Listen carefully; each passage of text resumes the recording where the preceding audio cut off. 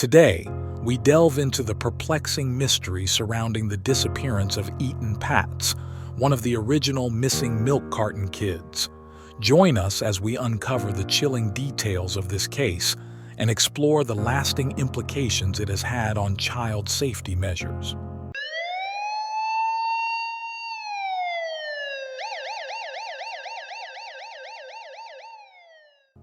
On May 25, 1979, 6-year-old Etan Patz disappeared in the Soho neighborhood of Manhattan in New York City. He was never seen alive again. Though it may now seem like a thing of the past, it wasn't too long ago that thousands of children's faces appeared on milk cartons across the U.S. under the bold black heading, "Missing." Yet, despite the immense reach of the Missing Milk Carton Kids campaign, the fate of many of them remains unknown to this day. 6-year-old New Yorker Etan Patz was one of the very first children to have his image plastered on cartons of milk following his 1979 disappearance, and his case likewise went unsolved for almost 4 decades.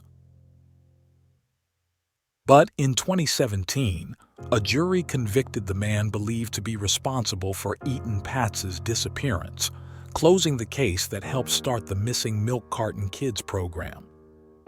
Although a suspect is now behind bars, the 40-year story behind the disappearance of Etan Patz remains as haunting as ever. Etan Patz was only 6 years old when he left his Soho, Manhattan home on Friday, May 25, 1979.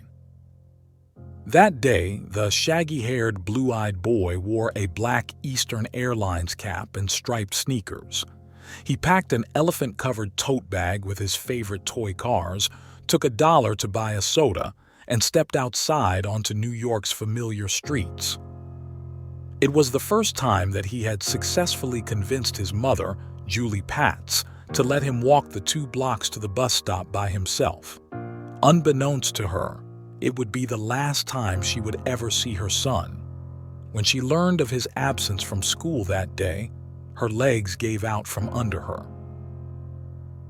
The New York Police Department spared no expense, dispatching 100 officers with bloodhounds and helicopters to search for the missing boy.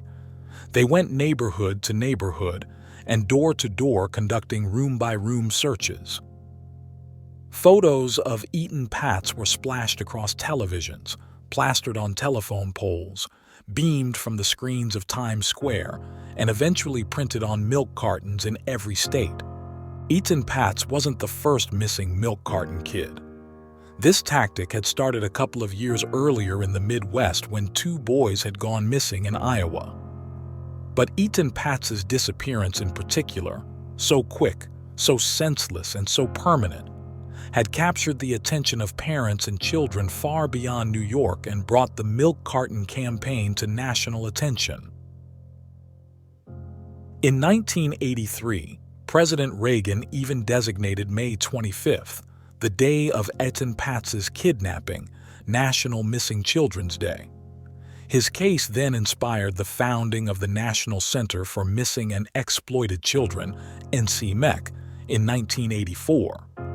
The organization quickly adopted the Iowa milk carton strategy, making Patz the first child to be featured in a national campaign. At the time, a full 5 years had passed since his disappearance. Most of the leads had already gone cold. A fresh wave of concern and suspicion swept the country as the faces of more vanished children began appearing on pizza boxes, utility bills, grocery bags, telephone directories, and more. Occasionally, the alerts worked, like in the case of 7-year-old Bonnie Lohman, who came across a picture of herself as a toddler while grocery shopping with the stepdad that abducted her 5 years earlier. But those instances were rare, and the major impact of the photos was spreading awareness that the world was not the happy, wholesome place that many Americans believed it to be. Stranger danger became a common topic in homes and schools, with milk cartons serving as poignant and terrifying props. But even as Etan Patz's name became inextricable from warnings about pedophiles and murderers, his actual fate remained a mystery. As the decades went by, law enforcement continued to investigate Etan Patz's disappearance. Throughout the 1980s and 1990s, clues took them as far as the Middle East, Germany, and Switzerland. In 2000, investigators searched the New York basement of Jose Ramos, a convicted child molester who previously had a relationship with one of Patz's babysitters. But after 8 hours of scavenging, they didn't find any evidence. Then, in 2001, 22 years after his disappearance, Etan Patz was declared legally dead.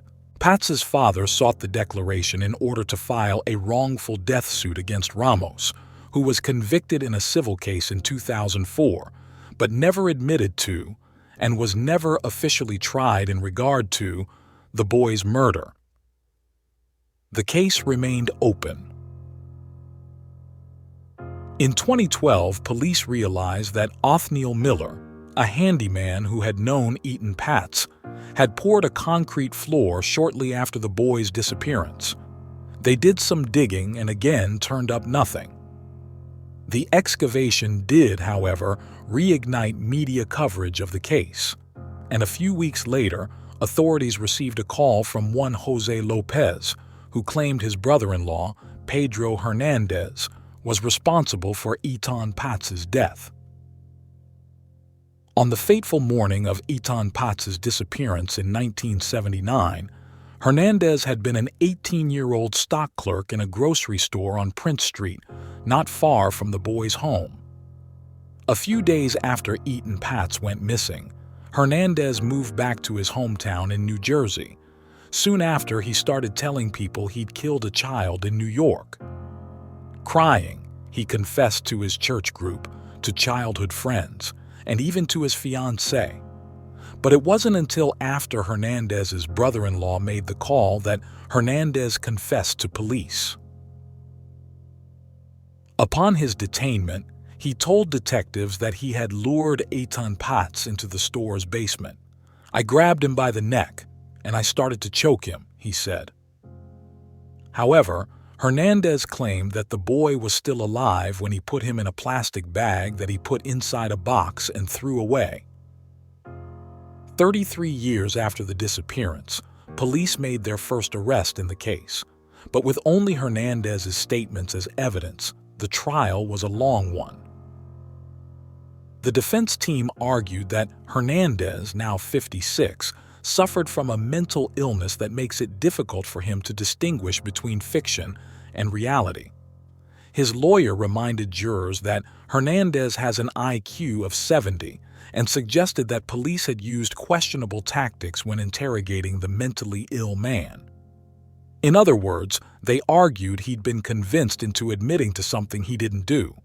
They also pointed back to the Ramos case, arguing that Ramos had a clearer motive. The 2015 trial ended in a deadlock with one jury member believing Hernandez was innocent. However, when a retrial took place in 2017, the jury was convinced. Hernandez was found guilty of murder and kidnapping on February 14, 2017. The disappearance of Etan Patz haunted families in New York and across the country for nearly 4 decades.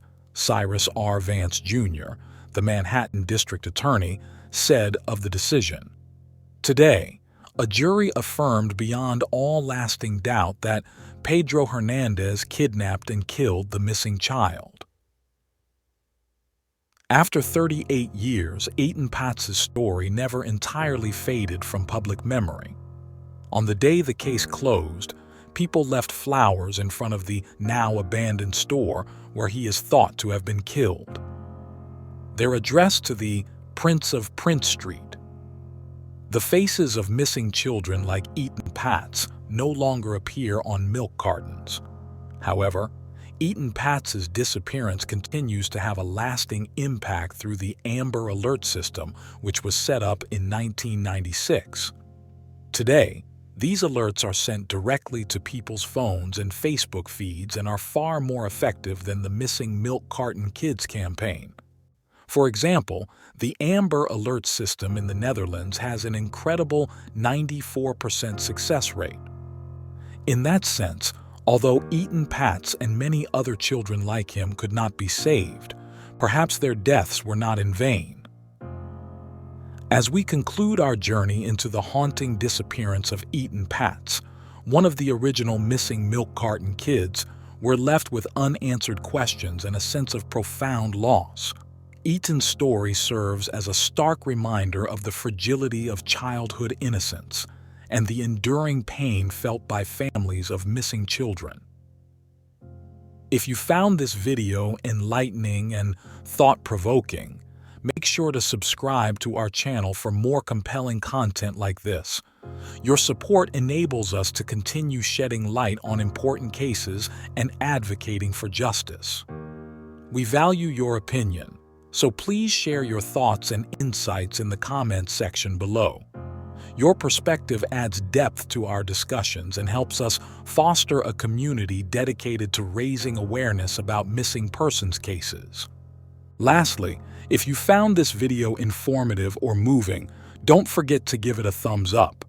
Your likes not only show your appreciation, but also help our channel reach a wider audience, spreading awareness about cases like Etan's. Thank you for watching, and until next time, stay safe.